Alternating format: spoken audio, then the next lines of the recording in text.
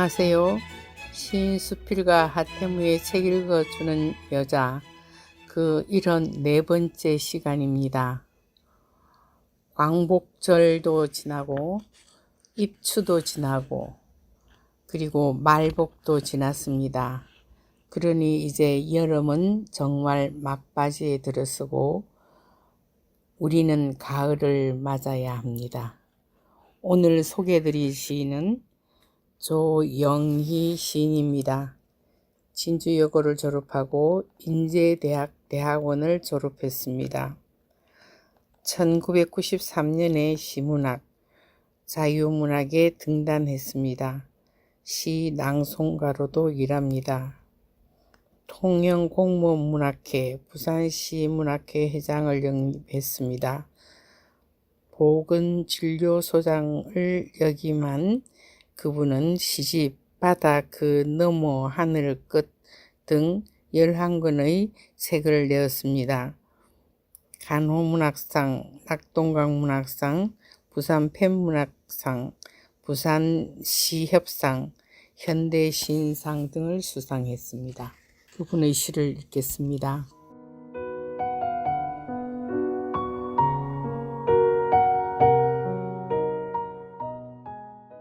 불멸의 낙동강, 조영희. 속 깊은 사람은 고요했다. 수면이 잔잔할수록 내면도 깊어 깊은 만큼씩 안으로 간직한 생의 사연도 깊었다. 삼다천 물구비가 희모리 장단에 맞춰 12발 상모를 휘저 보름달 끌어안고 마침내 바다로 흘러 망망대해가 되듯 낙동강이 걸어온 물길에는 찬란했던 육가야 흥망성쇠가 달맞이꽃 피는 사연의 슬픈 전설로 흘러갔다. 옛 가락국 유려한 숨길을 고스란히 몰아 퇴적에 쌓아 올린 모래등, 이등 저등 등등등, 그리고 섬 부활하리라. 부활의 아침이 오리라.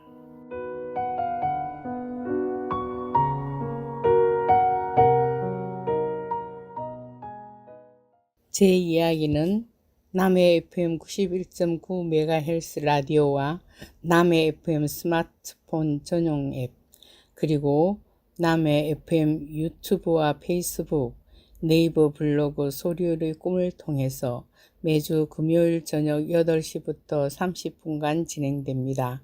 재방송은 매주 일요일 저녁 9시와 화요일 오후 5시, 일주일 3차례 30분간 진행되고 있습니다.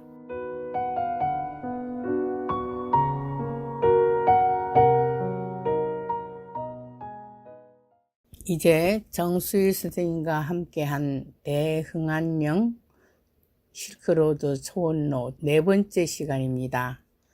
저녁 만두집으로 갔습니다. 원선생 다친 팔을 병원에서 한번 잘 붙었는지 보아야 할 날이었습니다. 우리는 호텔로 가고 원선생은 병원으로 갔습니다. 참고 다닌 그녀에게 별 탈이 없어야 할 텐데 모두 걱정했는데 문제 없이 잘 붙었다고 했나 봅니다. 명랑한 표정으로 와서 우리도 기뻤습니다. 최 부장은 뭐든 다른 메뉴를 가지고 우리의 식사 시간을 즐겁게 해주려고 애를 많이 씁니다.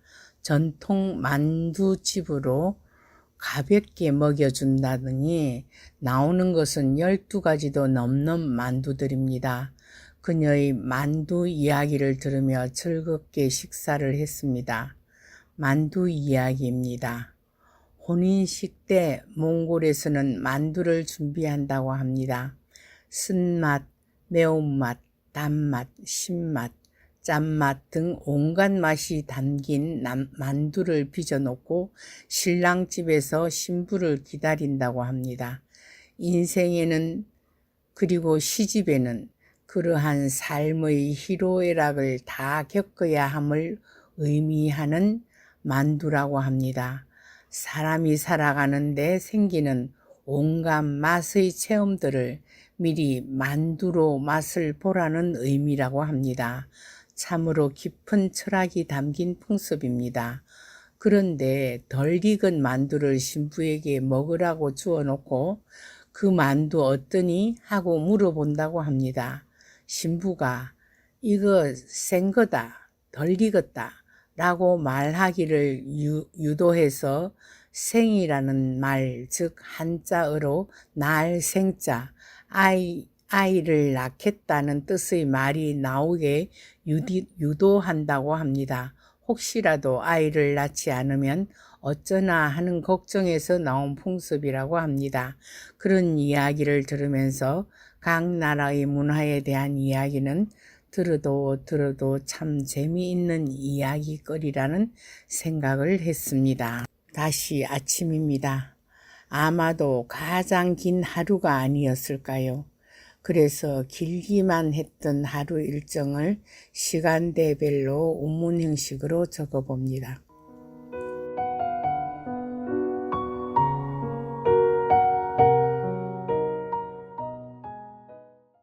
대흥안령 입구에서 하태무 넓은 불 동쪽 끝으로 휘도는 실개천과 옥수수밭 남은 가지 추수하는 들녘에서 고단한 삶의 흔적을 거두는 사람들과 지나는 초원로에 흩뿌려둔 씨앗처럼 목화꽃 핀 것처럼 하얀 꽃 핀 넓은 들판, 그 누가 심어 두었나 촘촘히 박힌 양을 소잔등 느린 능선 빙 둘러선 대흥안령, 서서히 오르는 길 가을빛이 완연한데 초원을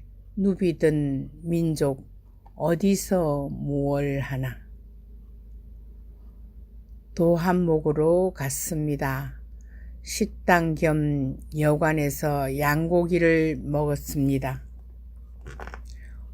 우왕좌왕 헤매면서 4시간 달린 초원길, 식당, 여관 함께 하는 집 앞에 멈춰 섰다. 양고기 한 접시 놓고 점심 먹는 몽고 사람. 양 한 마리 도망내어 삶은 고기 뜯는단다. 손으로 뜯는다고 수바루라 이름한다. 살 없이 뼈를 발라야 사이로 삶는단다.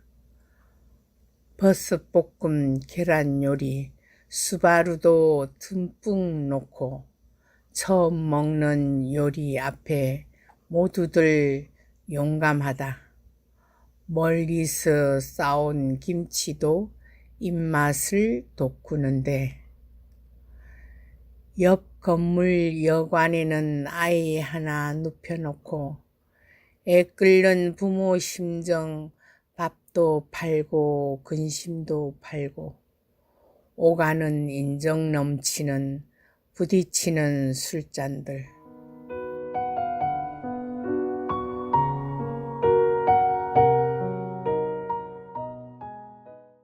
대흥안령 고갯길에 초원로를 오가는 사람들에게 밥도 팔고 잠도 재워주는 여관으로서는 건물에는 표정 없는 정박아가 옆방에 앉아 있었습니다.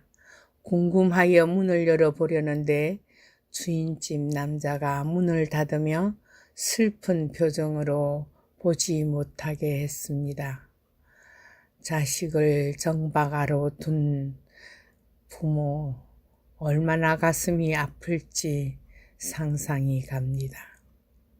오후 3시 45분 대흥안령 고갯마루 시저리무에서 양 700마리 방목하는 부록의 사내 하나가 대흥안령 고갯마루에 막대를 짚고 웃고 서 있습니다. 집 앞에 많은 똥무더기를 둔 이분은 부자가 확실합니다. 20년을 이곳에서 살았다는데 대흥안령 역마루에 없던 집들이 20가구 늘고 이 집은 아이를 셋을 두고 아득한 초원 속에서 성공한 부자입니다. 이제 말 타던 목동들은 모두 전동차로 양을 몹니다. 적막한 초원로에 전기불도 켜집니다.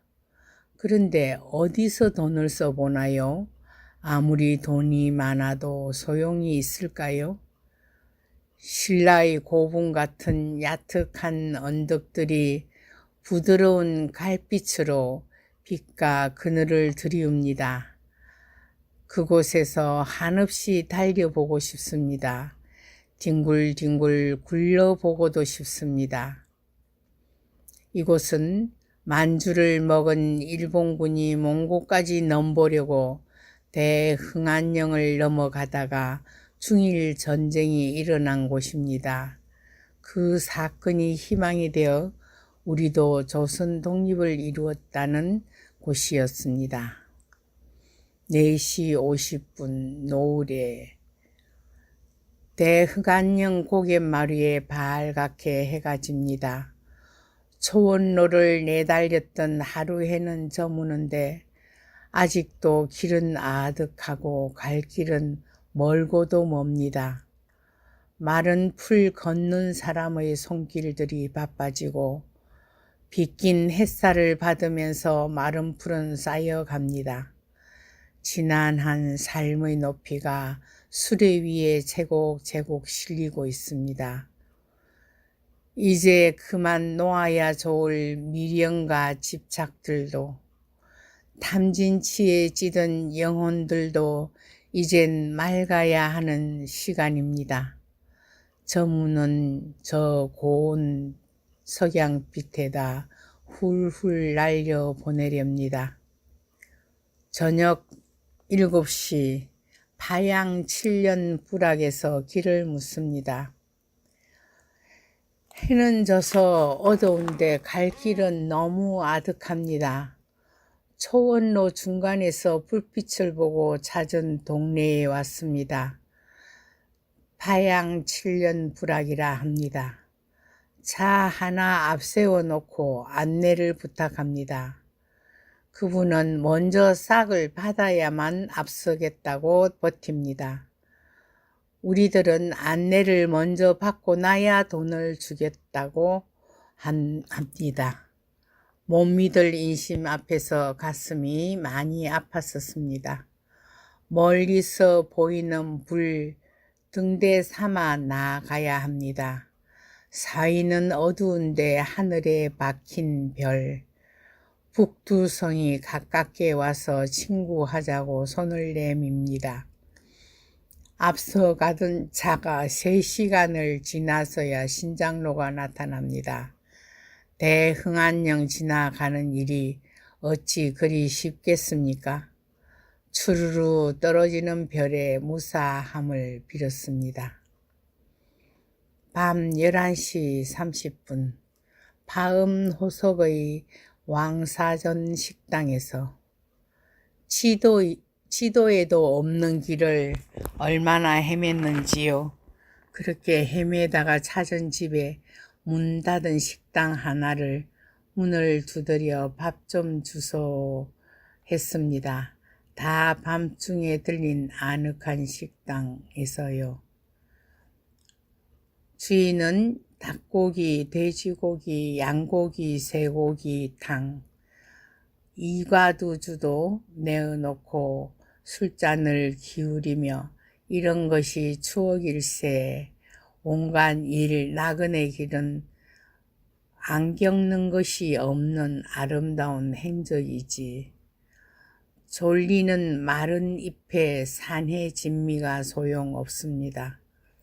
푸짐히도 남긴 음식은 굶는 백성이 생각납니다. 아픈 맘 어쩔 수 없이 식당 문을 나섭니다. 송하기 섬세하게 수놓인 가리개가 객실과 주방 사이에 얌전히 걸려있는 옛 조선 다정한 집도 생각나는 몽골 식당이었습니다. 반 남은 하얀 달이 동산 위에 낮게 뜹니다. 100km 달리는데 8시간이나 걸렸다고 합니다.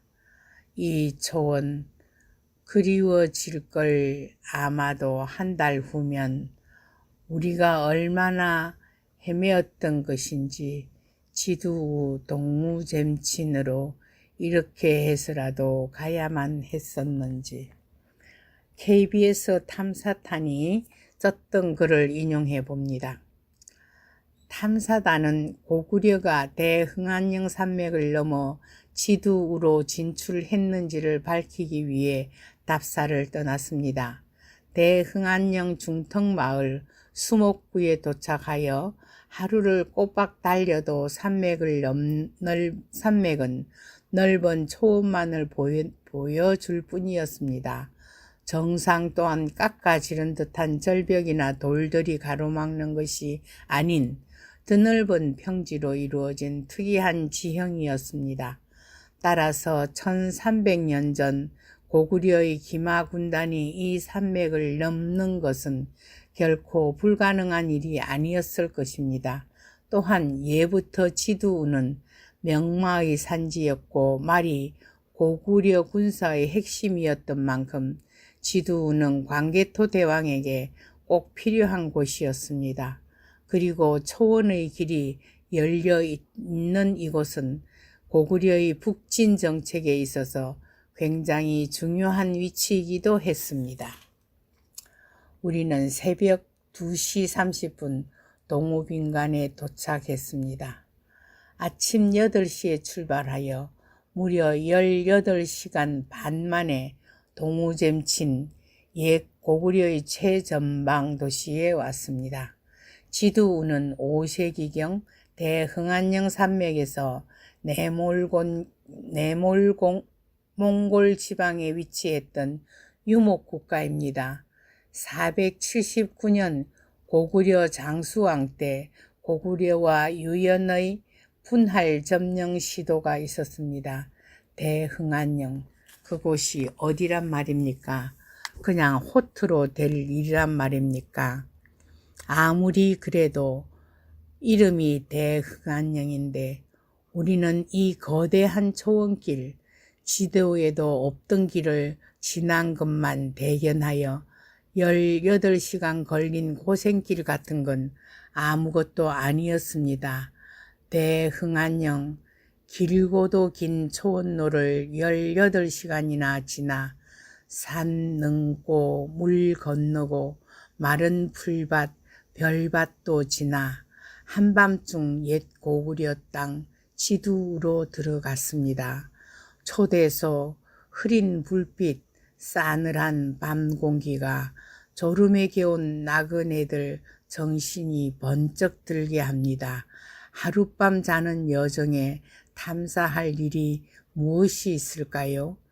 축시에 든 숙소는 더운 물도 안 나오고 화장실은 망가지고 주전자는 고장나고 긴 초원을 지나온 피곤함에 단잠은 새록새록 잘도 듭니다. 아침 9시입니다. 나이차, 우유차 잘 하는 집 몽골 식당을 찾아갔습니다. 남은 고기를 고루 넣고 우유와 두부도 섞어 넣고 따끈히 끓여온 차에 양고기 속이 든 만두 식사를 합니다.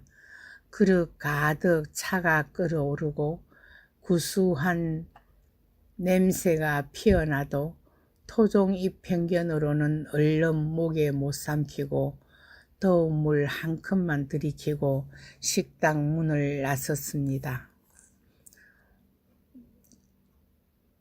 정수일 선생님의 미인 이야기를 듣습니다. 삼국지와 중국의 미인으로 아름다운 여자들이 있습니다. 그 여자들의 이름들을 다 다른 이름으로 말합니다. 초선은 패월이라고 하고 양귀비는 수하라고 합니다. 왕소군은 낙안이라고 하고 서신은 침어라고 했습니다. 우선 초선의 이야기를 합니다. 패월, 달이 부끄러워 얼굴을 가립니다. 초선은 삼국지의 초기에 나오는 인물로 한나라 대신 왕윤의 양녀인데 용모가 명월 같았을 뿐 아니라 노래와 춤에 능했습니다. 어느 날 저녁에 화원에서 달을 보고 있을 때 구름 한 조각이 달을 가리웠습니다. 왕윤이 말하기를 달도 내 딸에게는 비할 수가 없구나. 달이 부끄러워 구름 뒤로 숨었다고 하였습니다. 그래서 패월이라는 이름이 있습니다. 이때부터 초선은 패월이라고 불리게 되었고 왕윤의 뜻에 따라 간신 동탁과 여포를 이간질시키며 동탁을 죽게 만든 후 의로운 목숨을 거둡니다. 나간 이야기입니다. 왕소군, 기러기가 날개 움직이는 것을 잃고 땅으로 떨어진다 합니다. 한나라 왕소군은 재주와 용모를 가진 미인입니다. 한나라 원제는 북쪽의 흉노와 화친을 위해 왕소군을 선발하여 선우와 결혼을 하게 하였습니다. 집을 떠나가는 중 그녀는 멀리서 날아가고 있는 기러기를 보고 고향 생각이 나서 거문고를 연주하자 한 무리의 기러기가 그 소리를 듣고 날개 움직이는 것을 잊고 땅으로 떨어져 내렸습니다. 이에 왕소군은 나간이라 칭했습니다.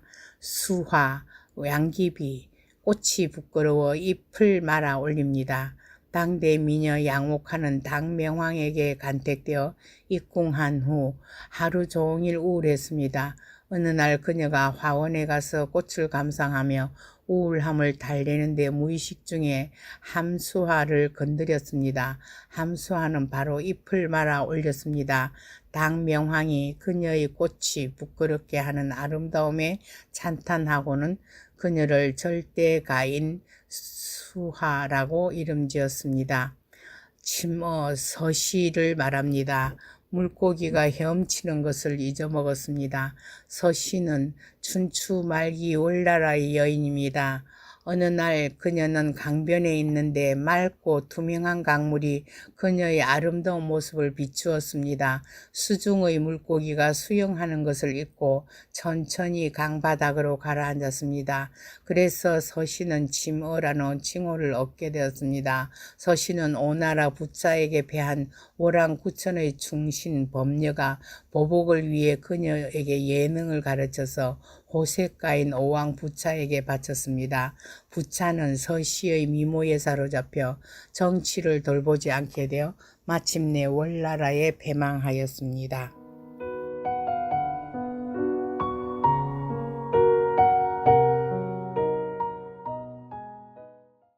들려드리는 노래는 조영희의 청량사에 핀 수련 곡만 보내드리겠습니다. 가사는 하얀 눈물로 빛나는 꽃, 하늘 담은 연못 속에 조용히 슬픔을 깔고 앉아있네.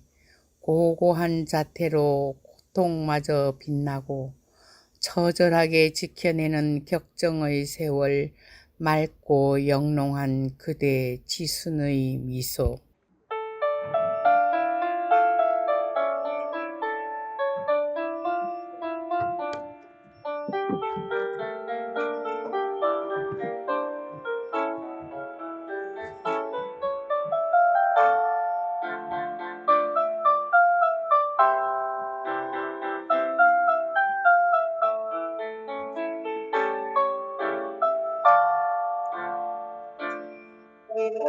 Thank